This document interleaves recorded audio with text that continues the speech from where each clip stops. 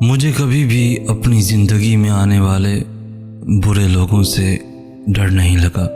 جب بھی ڈر لگا ہمیشہ اچھے لوگوں سے لگا، کیونکہ مجھے پتہ تھا برے لوگ دکھاوا نہیں کریں گے، اپنی دشمنی نبھائیں گے یا میرا برا چاہیں گے، لیکن اچھے لوگوں کا کیا پتہ کب کہاں کیسے اور کون کس وجہ سے برا بن جائے۔ کیا پتہ کسی کا کون کب اعتبار توڑ کر منہ کے بل گرا دے، کون کب فرشتے سے شیطان بن جائے۔ ہاں اچھے ہوتے ہیں لوگ، مگر وہ اچھے لوگ بہت خطرناک ہوتے ہیں آپ کے لیے، جن کے دل میں کچھ ہو اور زبان پہ کچھ اور، جو آپ کے سامنے آپ کے ساتھ ہوں اور دوسروں کے سامنے آپ کے خلاف بھی ہو جائیں۔ دوسرے لفظوں میں منافق جسے کہتے ہیں۔ اور آپ یقین کریں ایسے اچھے لوگ کبھی آپ کے ساتھ اچھے نہیں ہو سکتے، اور یہ آپ کو کبھی ایسے ہی چھوڑ کر نہیں جاتے، آپ کو زندگی میں لوگوں کی پہچان کرنا سکھا کر جاتے ہیں۔ پہلے آپ نے یہ بات صرف کتابوں میں پڑھی ہوتی ہے کہ ہر تنقید کرنے والا آپ کا دشمن اور ہر تعریف کرنے والا آپ کا خیر خواہ نہیں ہوتا، پھر آپ کو اس بات کا مطلب بھی سمجھ آ جاتا ہے۔ کس نے کیا کہا، کیوں کہا، کتنی تکلیف پہنچی، کتنی بے عزتی ہوئی، کتنا برا لگا، ان سب باتوں کو بھول جاؤ۔ یہ زندگی ہے، اس میں بہت سارے لفظ بولے جاتے ہیں، بہت سارے لفظ سہنے پڑتے ہیں، بہت سارے لفظوں کے بہت سارے معنی ہوتے ہیں۔ لفظوں کو اکٹھا کر کے اگر تم سوچنے لگ گئے تو پھر زندگی نہیں گزار سکو گے۔ جو لوگ تمہیں دکھ دیتے ہیں نا، ان کے بارے میں یہ خیال کیا کرو کہ وہ اس دنیا میں ہیں ہی نہیں۔ اندرونی طور پر خود کو اتنا لا تعلق کر لیا کرو جیسے اس دنیا میں بہت سارے خوبصورت پھول ہیں جن کی موجودگی تمہیں سکون دیتی ہے اور تمہیں کوئی نقصان نہیں پہنچاتی۔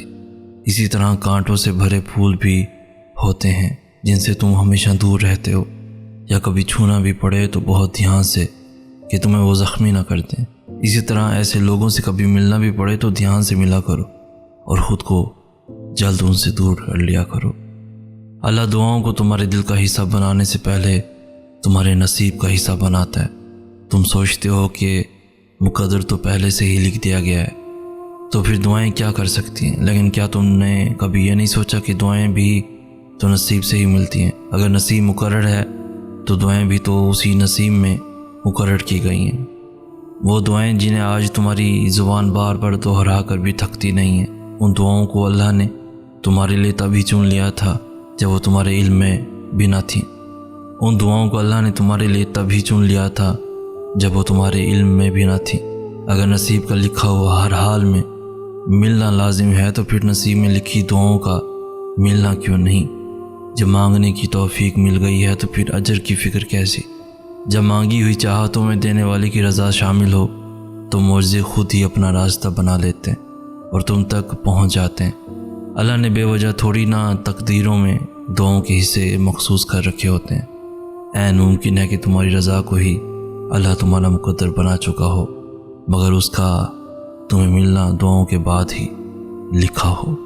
تعلقات کو نبھانے کے لیے عہد و پیمان کی ضرورت نہیں ہوتی، ضرورت ہوتی ہے تو بس ایک دوسرے سے مخلص ہونے کی۔ وہ تعلق چاہے دوستی کا ہو، محبت کا ہو، خون کا ہو یا احساس کا۔ اکثر جہاں عہد و پیمان زیادہ ہوتے ہیں وہی رشتے جلدی زوال پذیر ہوتے ہیں۔ جن کو نبھانا ہوتا ہے وہ نہ تو بڑی بڑی قسمیں کھاتے ہیں اور نہ ہی ہر بات کو جتاتے، بس خاموشی سے نبھائے جاتے ہیں اور محسوس بھی نہیں ہونے دیتے کہ وہ خود کن حالات سے گزر رہے یا کن حالات سے گزر کر آپ کا ساتھ نبھا رہے ہیں۔ آپ جب ان کو پکارو گے وہ آپ کے ساتھ آپ کا سایہ بن کے موجود رہیں گے۔ جب آپ کے منصوبے بار بار ناکام ہونے لگیں تو رک جانا چاہیے۔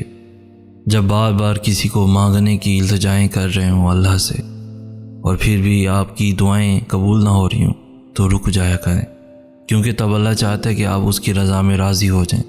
اس کی جانب سے جب شکست کا فیصلہ آ جائے تو اس شکست کو ہی اپنی فتح سمجھ کر تسلیم کر لینا چاہیے، کیونکہ جو اللہ کی رضا کے لیے اپنی رضا ہار دیتے ہیں ان سے اللہ نصیب کو کبھی جیتنے نہیں دیتا۔ وہ جو رب ذوالجلال ہے وہ آپ کی بناوٹوں سے بھی واقف ہے اور ندامتوں سے بھی۔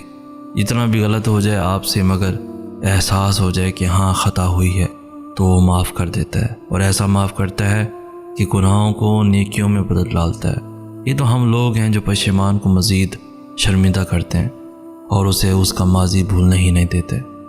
آپ کی معافی کبھی بھی دوسرے کی تکلیف کا کفارہ ادا نہیں کر سکتی۔ ہاں، آپ ضرور مطمئن کر سکتے ہیں اپنے دل کو معافی مانگ کر، اور سامنے والا شاید بڑا دل کر کے معاف کر بھی دیتا ہے، مگر شاید مقام وہ نہیں رہتا پھر جس پر آپ رہ چکے ہوتے ہیں، نظر سے گر جاتے ہیں یا کہیں نہ کہیں دل سے اتر جاتے ہیں۔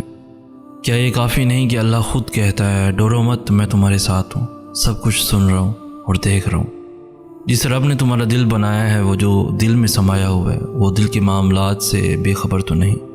جو طرف تمہیں سجدوں تک لے آئی ہے، کیا تمہیں اب بھی اس دعا کی قبولیت پہ یقین نہیں؟ جس چیز کو تم اچھا سمجھ بیٹھے ہو اسی میں خیر ہو، یہ بھی تو ضروری نہیں؟ کیوں خوف زدہ ہو نصیب اور مستقبل سے اتنا؟ کیا تمہیں اللہ کے منصوبے پہ کامل یقین نہیں؟